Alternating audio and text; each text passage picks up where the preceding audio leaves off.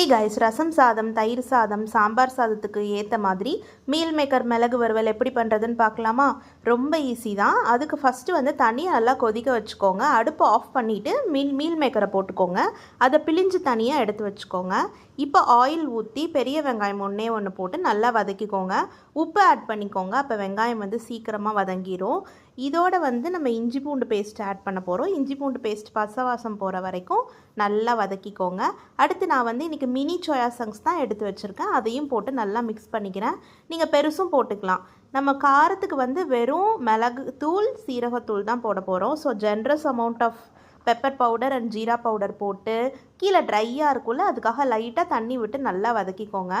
இப்போ கொஞ்சம் கலருக்காக மஞ்சத்தூள் ஆட் பண்ணிவிட்டு லைட்டாக கரம் மசாலா தூள் ஆட் பண்ணிங்கன்னா வேலை முடிஞ்சிச்சு. கொத்தமல்லி தலையை போட்டு இறக்கிட வேண்டியதான். இது வந்து சப்பாத்திக்கும் நீங்கள் ரோல் பண்ணி சாப்பிடலாம். சூப்பர் டேஸ்ட்டாக இருக்கும். ட்ரை பண்ணுங்கள்.